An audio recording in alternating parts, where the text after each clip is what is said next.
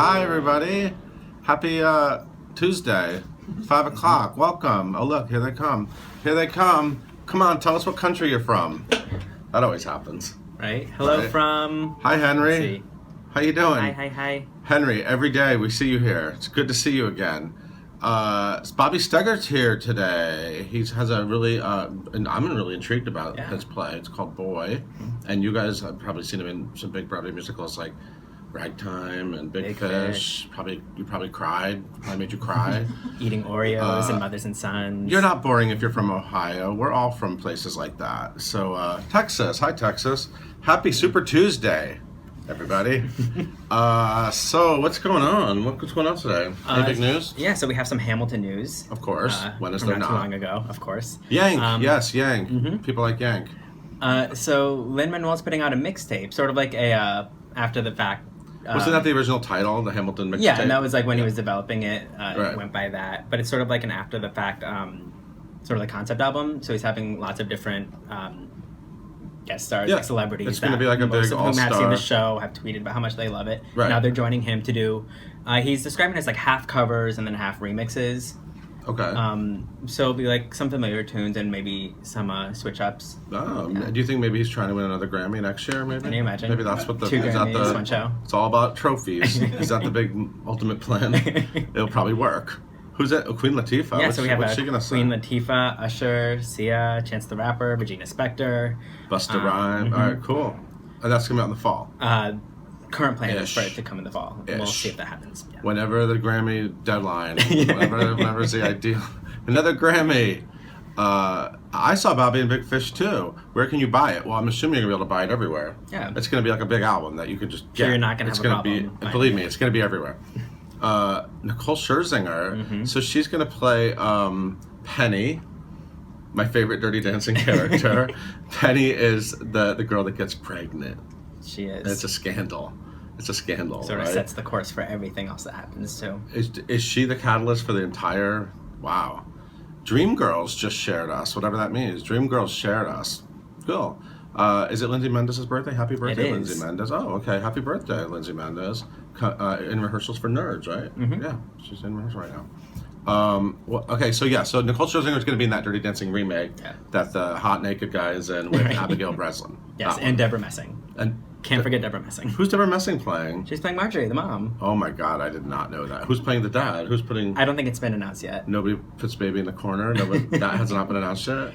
Cool. I say that they just have Deborah Messing play. When is this? This is really happening. We're Yeah, doing, they're shooting at some point this spring. Okay. I believe. and it'll come So out I don't know if sometime we in have the like fall, an like the exact mixtape. Okay. Cool. That's fun. So back to Hamilton. W. Diggs was on the Nightly Show last night. What's the nightly show? It's a show, Comedy Central, Larry Wilmore, and he does a panel. Right. And so yesterday's was about diversity in Hollywood, with the Oscars, on TV, Right. and on stage as well. And so David had some interesting things to say about that, and how Hamilton sort of makes people, I think he said, give a damn about George Washington and all those other founding fathers. Cool. Awesome.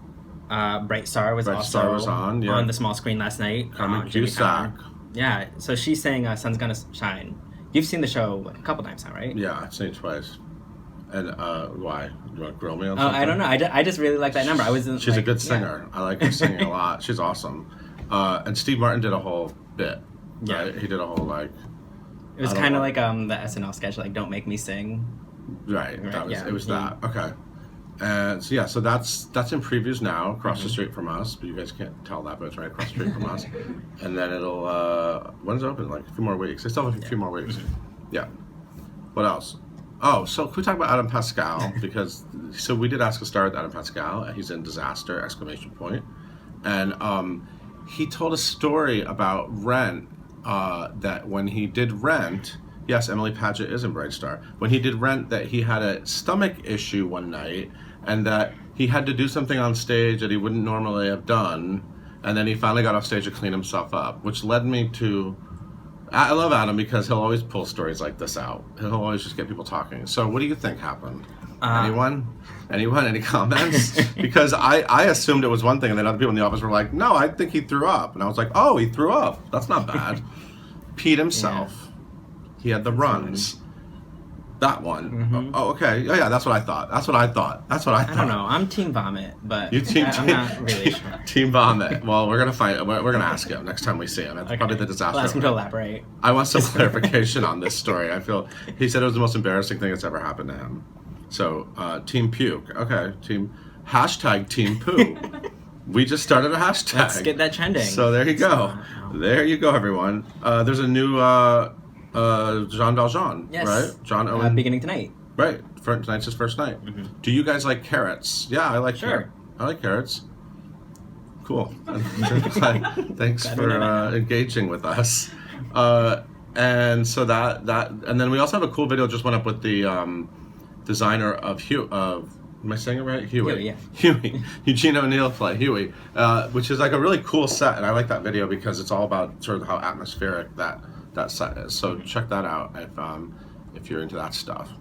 Anything else? I think that's it. That's it. Get out of your way. All right, get out of here. Make way for Bobby. So I'm gonna Bye, make everyone. way. Here comes Mr. Bobby Steggert. Everybody, come on in.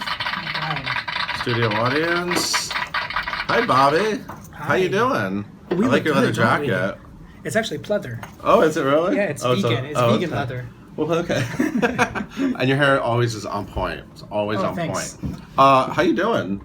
I'm really good. I'm in previews for my new play right now. Right. So we have to talk about this play because everything I've read about it, I'm totally intrigued about what this is. So it's called Boy. Yeah.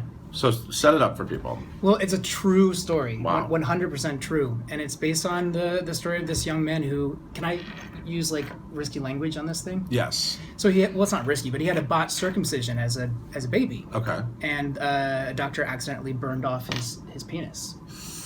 So back in the 70s, right, they didn't understand gender identity like they do now. Right. Not that we totally understand it now, but we Right. understand It's a hot topic. Keen Company is on, and Oh, that's cool. the theater you're doing it with, Yeah. right? Keen Company.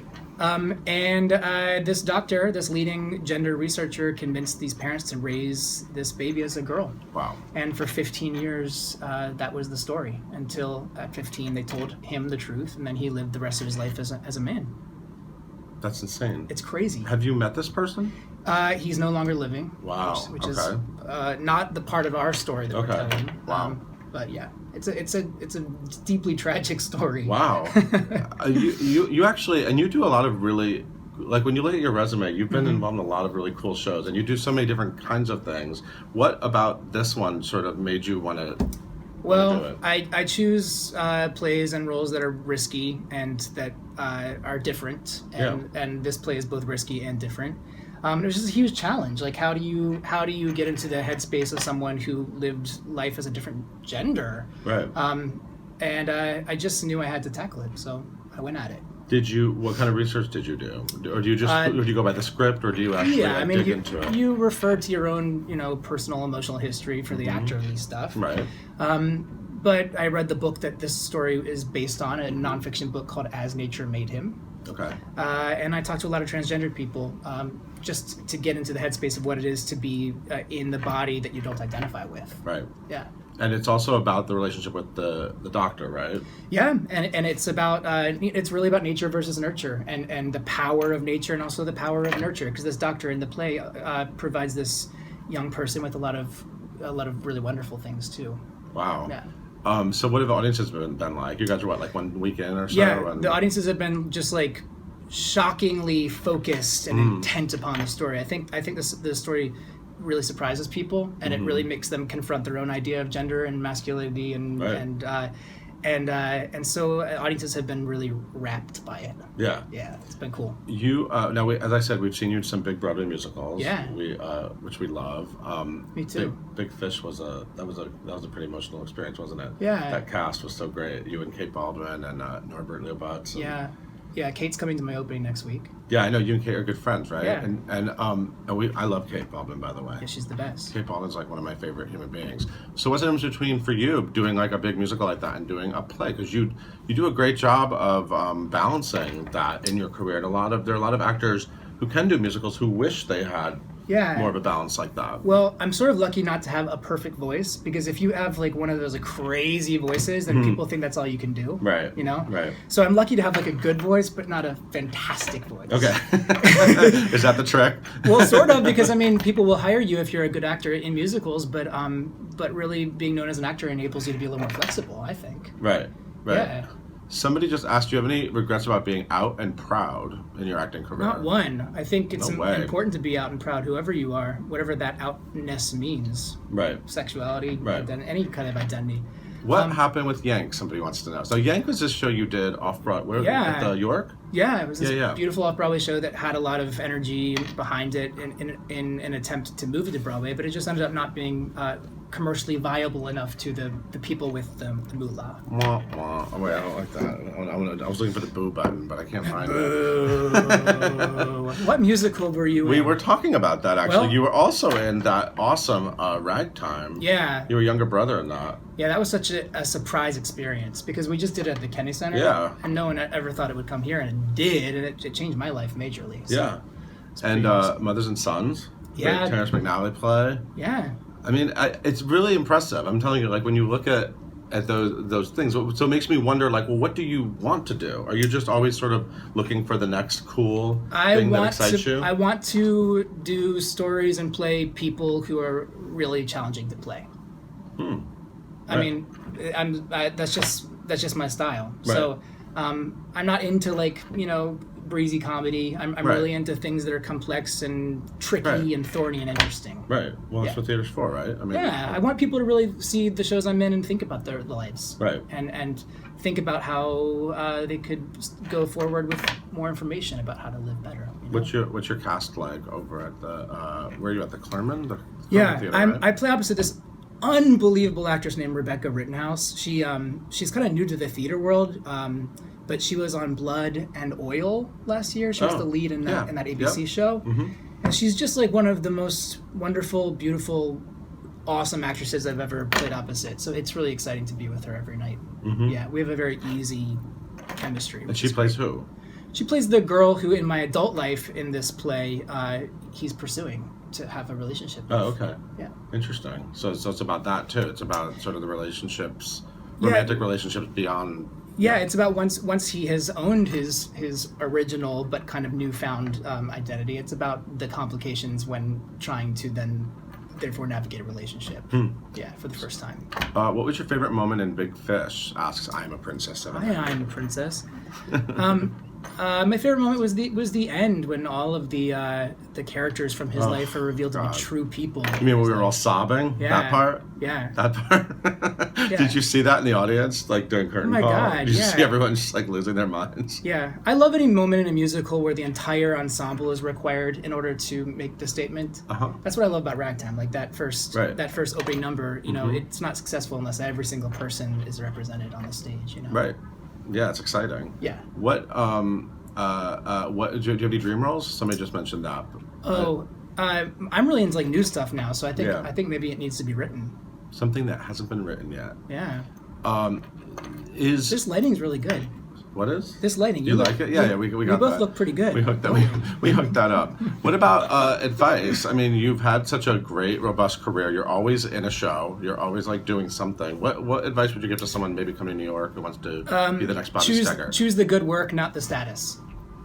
Okay. Like, I feel like the things that have happened for me that include a peppering of status were secondary. I just chose the interesting stories to be told. Right. And like right now I'm making like $3 a week, not literally, but you know what I mean? I'm not making any money to do this play.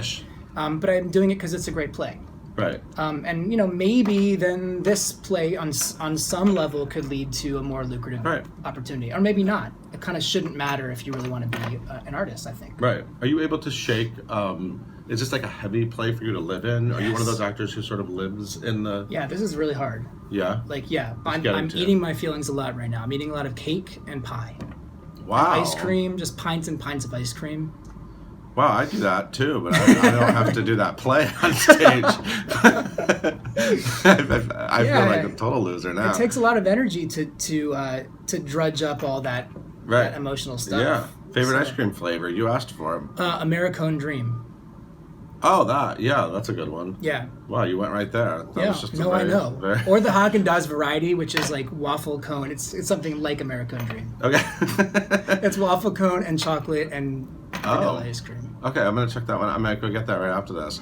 I never saw Newsies. I'm very sorry. Do they assume you were a newsie? Do I look like I should be wearing one of those Newsie caps? I never saw it. Yeah. So Boy is playing. It opens when, the 10th? It opens next Thursday, and then we run. He was in 110 The Shade. He was great. Yeah, I was. What got you started? What made you want to be an actor? I was really like kind of shy kid, and so being on stage was something that gave me a lot of confidence. And I didn't play sports, and I wasn't very social, and so it enabled me to come out of my shell in like this structured way that gave me a lot of confidence. What was the first play that you did as a kid that made you feel really confident, or Oliver. made you go like, I did that? Like, Oliver. Yeah, I was the lead in Oliver. I played the title role in Oliver. Wow, that's a big deal. What brought you joy this week? Anything bring you joy this week? I think it's exciting that Hillary Clinton just might pull it off, and she's gonna save us from disaster. That's what I think. Disaster, not the Broadway show. No, Republican disaster. The actual disaster. Yeah. I would do a first national tour. Yes. You would. Yeah, okay. If it was a really cool show, I'd love to see the country that way. That'd be really cool. Okay. Well, do you do the play for the audience or for telling the story? What a deep question. It's the same exact thing. What a deep question. You can't tell the story without an audience, so you do it for both. How was working with Mark Kudish? What'd you do with Mark Kudish? Mark Kudish and I did a musical called A Minister's Wife at Lincoln Center. Oh, of course. Right. And he's badass. He's there's no one like him. He's a big blustery teddy bear, and I really do love him. I have a lot of affection for Mark. I love him too. That guy can talk. He's a talker. He's a but talker. You know what? I love it. He's really passionate, and he loves what he does. Yeah. And he cares a lot about theater as an art form. Right. And I love that he's such a defender of it. Cool. Well, the final question I'm allowing is, what's your go-to coffee order? I just drank black coffee with half a Splenda, and that's so boring. No, it's all right. I drink black coffee too. Somebody just recorded you, big blustery badass Tessie Bear or Teddy Bear. Teddy Bear is a little more accurate for Mark. Okay, so Boy is at the Herald Permit, which is at Theater Row on 42nd Yeah, and we're Street. selling like super well, so people should buy their tickets. So you should now. get in. You should get in. I mean, there's already buzz. There's already buzz for this show, and it's opening the 10th, and it's playing through the month. All the way through April 9th. So we have cool. about 5 or 6 good weeks after we open. Maybe 5 weeks. You're going to be living in this. Yeah. You're gonna find. Does it? The longer you do something, do you start does it get easier to sort of live in it? Well, you're not rehearsing it all day, so you're not thinking about it for 8 hours a day. You're thinking about it for 2 hours a day. Got it. Which makes it a little easier. Right. You have a really relaxing day, and then you go to the theater and break everyone's heart. Exactly. Basically. Hopefully. Yeah. Thank you so much for being here, Bobby. You're welcome. Thank you. And thank you everyone for watching. We'll see you guys. tomorrow.